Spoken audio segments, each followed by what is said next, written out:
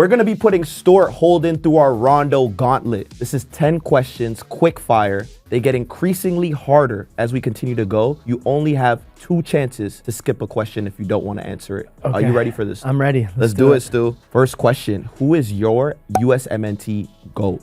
Clint Dempsey. I like that. Honestly, Clint is also an amazing human being. We actually did a shoot together not too long ago. And honestly, man, Clint, his game is just like, I wish we had a player like that to this day. Oh, he's a dog, man. Yeah. Although Christian's well and truly on his track. He might be there, but he's still playing. So I'm going with the GOAT. Still Clint. Let me ask you something right now. Stu, a player like Clint Dempsey in the Premier League now, what would his transfer value be?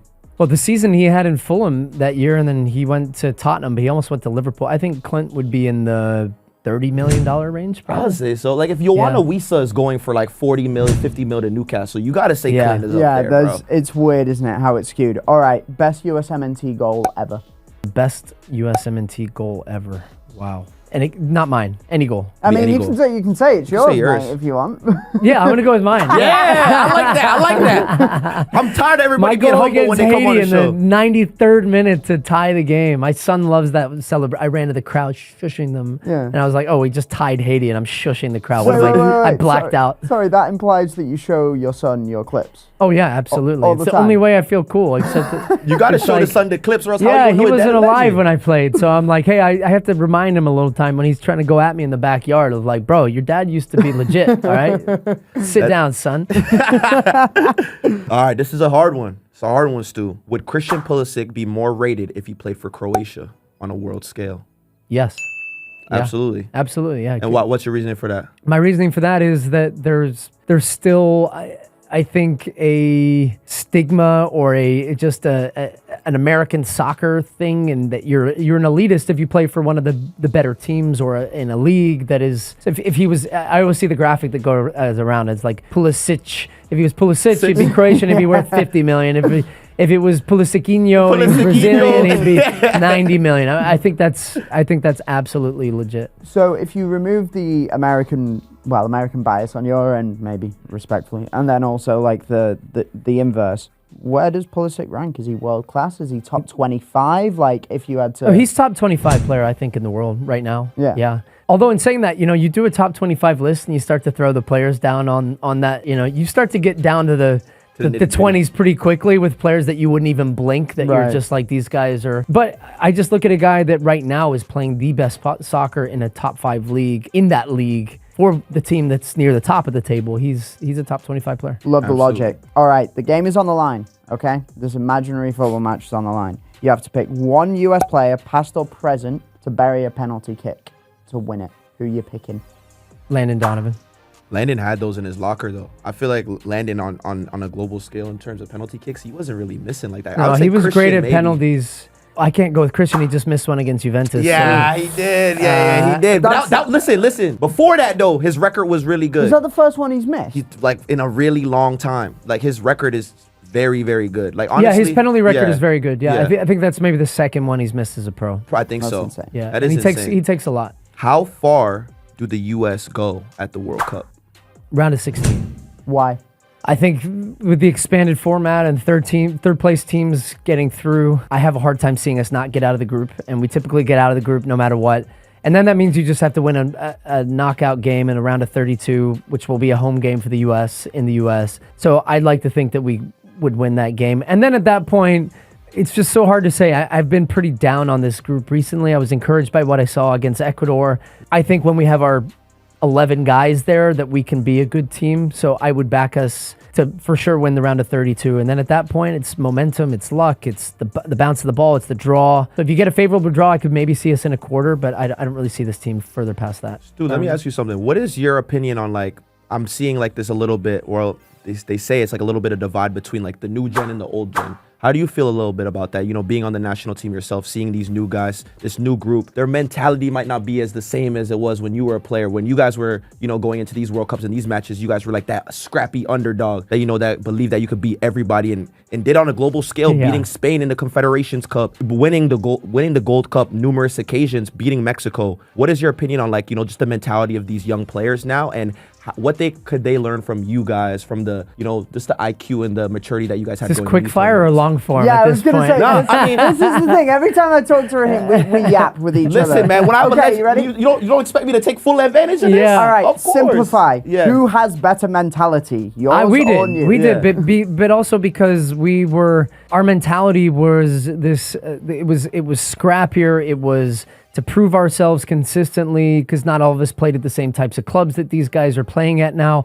And so, look, the shorter long version, I think to say is that we came up in an era where we were scrapping and fighting for people to care about us, to watch us on TV, to have opportunities. And so we felt like we had to consistently prove ourselves in every single match and every single training. And I never, this debate between this old gen and the new gen, I think what gets lost in translation is that we want nothing more than this team to succeed. Right.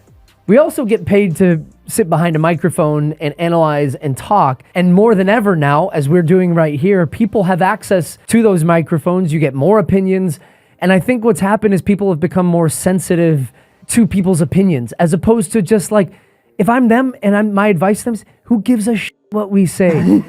Do your job on the field, win games. I could pull up all the clips from 2022 where we were the biggest fans of this group. We couldn't have talked better about them. Yeah. And inevitably, since then, the results have not been good. So it's very fair that then on the other side, we can criticize. I think it's out of bounds that Tim Weah says that it's ugly and evil from us, the way that we're talking about the team. I don't know one of these guys that is evil and that isn't in a group thread with me when these teams are playing, that we're not supporting these guys in their endeavors. So there's a little bit lost in translation, I think, between both sides. But these guys hear and listen and see everything. And sometimes I just want to say, turn your phone off. Yeah. It's impossible to avoid. I empathize there, trust me. And I don't know, because I didn't live through that era. Although I did play in the Premier League, where you couldn't go out for a meal after a game if you had a bad game, and you read about it in the newspaper and you're getting criticized at every given moment on and off the field by fans and pundits. And I just learned a healthy dose of belief in myself and not give a crap about what that person is saying, or even if they do, take advice from those that you want to hear from and move on, man. I like that, man. Out of the biggest USMNT names, who's in the most danger of not being in the lineup at the World Cup? Weston McKennie.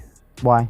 I just think that Weston has been through a bit of a dip in form and consistency and playing every week. And I think actually he's been hampered by not playing in a singular position now.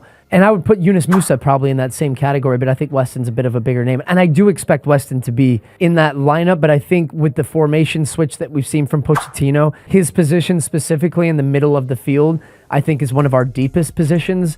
And if you throw in Johnny Cardoso, Tyler Adams, Yunus Musa, Weston McKennie, Tanner Tessman, there's a lot of guys competing for what is now probably 2 spots, because I don't see him playing further forward. So I think his potentially in danger of not starting in the World Cup. I think that's a tough one. I think honestly, bro, Stu might be right, man. You've ever even consider how much time he's getting at Juventus, for example. Weston's always been a guy where he's been on like the peripheral at club level, and it's like internationally he plays so well for us, but then it gets to a point where it's like, if you're not playing at your club, how are you supposed to compete at the international stage? That's why Yunus was left off the roster. I mean, like he made a big move. He's a player I've put so much in him from I think he is so talented and so good athletically, and he's unique in the way he could dribble with the ball. And then the last year or so, I've just been so disappointed that he wasn't in a good club situation. He's not playing. So maybe it gets better for him. I still have high hopes. Man, they got to turn it on ASAP, because we I know, ain't got we're that getting closer, much man. long to go. What's Folarin Balogun's ceiling? Balogun has elite level striker potential. And I think I've just been reminded by that again the last 2 windows for the U.S., where he looked against Ecuador like the striker that I think we'd hoped he'd look like. He has this incredible ability with pace and power to run, to create chances for himself. But even more so now in this formation, I think it suits him more. He has guys around him, and you can see his elite level IQ to be able to combine and to play with players and bring other guys into the game. So if you'd asked me this 6 months ago, I probably would have given you a completely different answer. But that's off the back of him having injuries, not playing, taking a leap up in his club level to try to play at a higher level, but not playing again. So I think what we're seeing now is a guy who's back, healthy. His mentality is clearly very strong, and he has a ton of ability. So I'm hoping he can be that forward that we want. And it sucks for Pepe because he's injured and he's out. Yeah. But this is soccer, and he's taken his opportunity with both hands, and he's not going to let go of that. Who's the USMNT player that never made it that disappointed you the most? Wow. I know what Josie said, so I'm interested to see if Stu says this. I mean, I could probably say myself with all the injuries. Can I pause on that one? I can skip it, right, and come Of back? course, I need yeah, to think you can about it. skip I want that to one. give you a good name, because I mean, Yeah. I could throw out a guy like John O'Brien, who's a pretty well-known, guy from the past who played at Ajax and had a ton of potential, but he played in a World Cup. So I think I want to come back to that and give you a name of somebody that was like a legit talent. And yeah. I like enough. that. What position is the weakest part of the USMNT right now? Center back. Why? Center back is, I think center back is the weakest because clearly we've had to adjust the system a little bit to, accommodate Tim Ream. And I say that with full respect that he's actually been our best defender for now for 4 years straight and still deserves to be in the team. But he's also a former teammate of mine and a friend of mine, and he's 37-ish, I think, maybe 36, 37 by the World Cup next year. By Pep Guardiola. Yeah, I know, yeah. I mean, if you weren't 35, you'd be. I'll be on Man City. you'd be in Tim Man is an City. elite defender. Chris Richards has really come along really well in the last year, and I just feel like still though we needed like a little bit more steel back there, a little bit more athleticism, and I think that's why we've added a third center back. And even now, I couldn't even tell you who I think that third center back's going to be next year. So that's why I like this system a lot better for us, and I think it's the way forward, and we're going to have success. But in saying that, I don't know who that third center back is going to be. It's going to be a tricky one, man. You got a couple candidates there, but I think someone just has to take it by the scruff of the neck like what Balogun did this past game. Like, I feel like this Ecuador game, he really showed, like, the number 9 is mine, bro. Like, move aside. Fair enough. And then last question, is Mauricio Pochettino a better manager than Gregg Berhalter? Oh, man. I think in terms of what he's achieved in his career, yes. People are already going to ding me up for hesitating and pausing that long. I will say yes, I think Pochettino is a better manager than Gregg Berhalter.